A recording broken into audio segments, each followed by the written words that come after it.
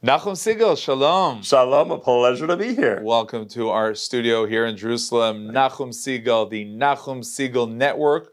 You're here with your new book, 1.8 million minutes and counting. How many years of being on air? Well, that reflects 40 years. We're now at 41, believe it or not, and doing the morning show for first the New York, New Jersey area since 1983, and then as we expanded and became all digital, we're servicing as many as we can in both the United States and Israel. When did you decide to sit down and write a book? Because what you're doing is very interesting. Every day a new interview, every day a new show, new shows. When did you say, I want to sit back and look at what I did? This book was a vision that we had at the 25th anniversary that I was on the air. Time. We took many years-long breaks, sometimes to the frustration of my co-author.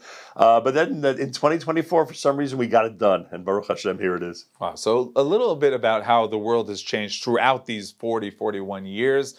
At the beginning, you were on regular, traditional radio. Yeah, we call it terrestrial radio in the United States. And now you're online. But about the not just the technical issue, how has this media changed throughout these years? Well, I think in general, in the 80s and 90s, I was depended on to actually be a true source of information. Of what happened? For the Jewish community, exactly. I mean, there are episodes, a random episode is that the Shlomo Carlebach passed away on a Thursday night.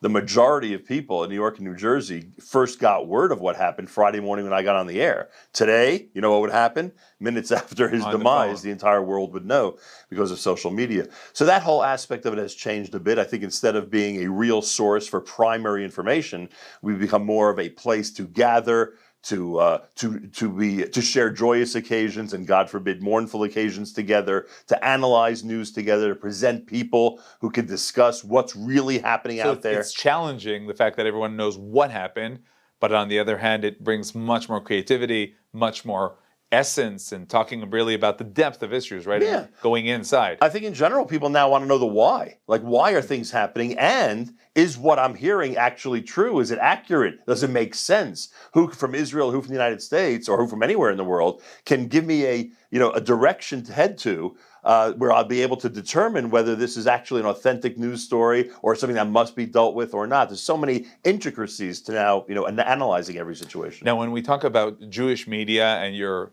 religious, firm, observant, any way you want to call it, there's also limitations of what we want to say, how we want to say. Even the whole idea of news, some may say, wait, it may be sort of a lashon hara, of gossip. Tell us a bit about that throughout the years you've dealt with, of course, looking at your own limitations, at the Judaism limitations, or you may say to me, no, there's no limitations at all. I think on the first point, we had a major advantage, and that was that there are so many people in the United States, New York, New Jersey area, driving carpool with their children as they're listening, that they knew there was only one choice. You can't listen to a regular news show because you never know which rape or murder is going to be reported. So they turned to us. With all the details and all. Yeah, 100%, especially as time went by. So I think that's the first point.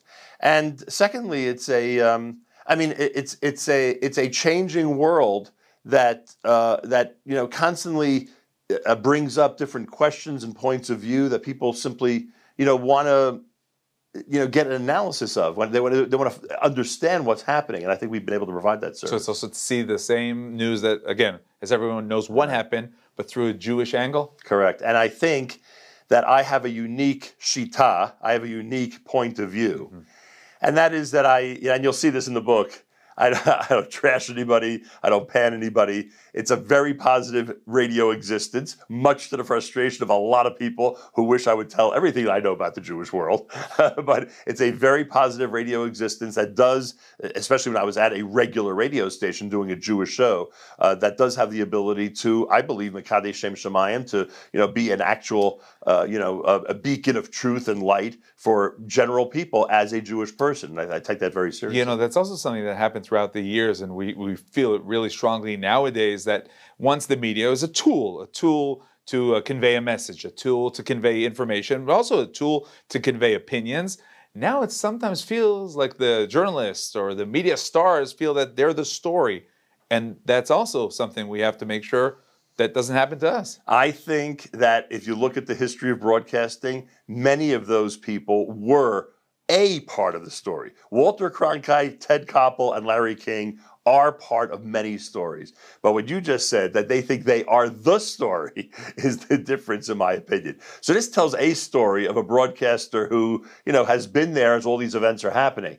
But today, with the social media influencers and the people that you were just describing, it's a completely different, vantage point, completely different point of view. Okay, now let's look at what's happening today in the United States, the rise of anti-Semitism.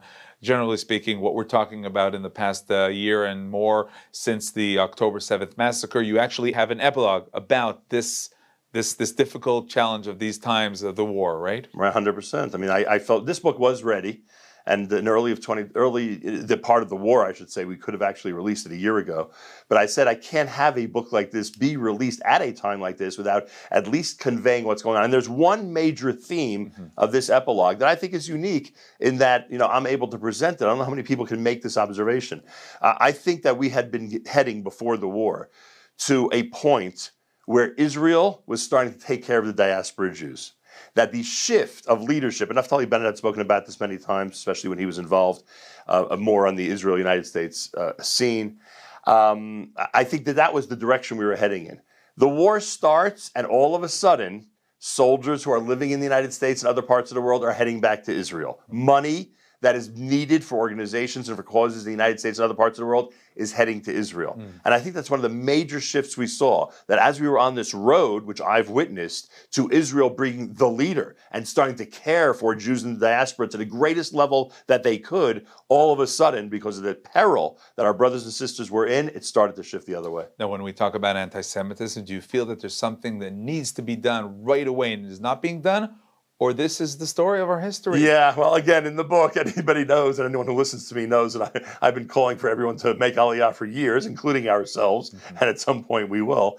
But I think, look, one of the mantras of my career and in general of all my broadcasts is that the future of the Jewish people is in the state of Israel. You either believe that or you don't believe that. If you don't believe it and you do think that there's going to be a future in the United States, and I am an advocate to do what's necessary to fight for Jewish rights and to fight for Jewish safety, and certainly to fight what's happening on the college campuses of the United States. But one has to make a determination for themselves. Where is their future going to be? If it's going to be in the U.S., I do believe there's steps that can be taken. Public officials who are, reliable, public safety that can be, spoken to and dealt with. But these efforts take a lot of effort. Now, in terms of politics, can you still be pro-Israel, so outspoken, and be bipartisan?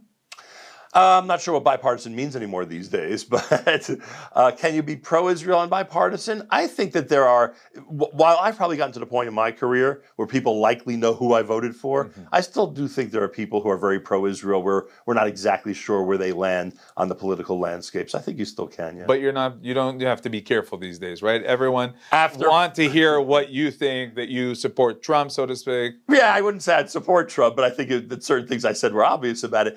Look, you're given a certain issur, you get a certain credential once you're at certificate once you're at 40 plus years. Then you can already, everyone knows who I am, what I stand for. They can complain, they can yell and scream, but I could be like, hey, this is what you've been listening to for 40 years. This is me being me. Okay, so last but not least, 40 years, 41 years, what's next?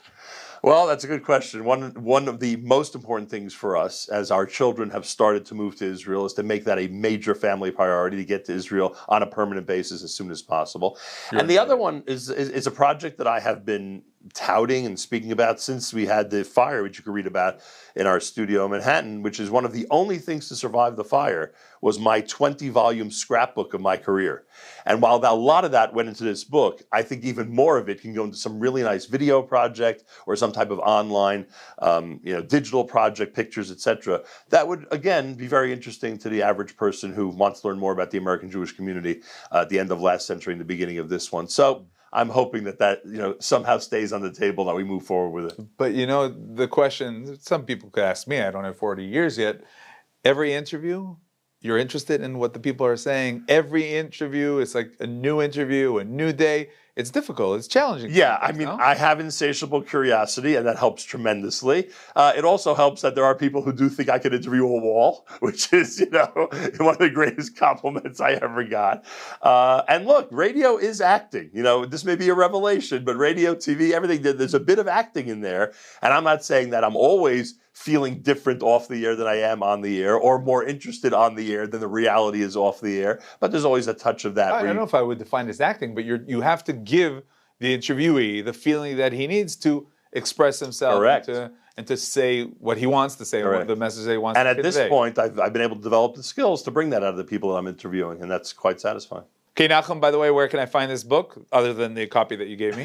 People can go to Amazon.com, and the paperback is available there. And if they want the hardcover, it's getting into stores and other places in the U.S. right now. Okay, Nachum Segal, 1.8 million minutes and counting. Thank you very much for coming, and continue the good work. Toda rabah, pleasure.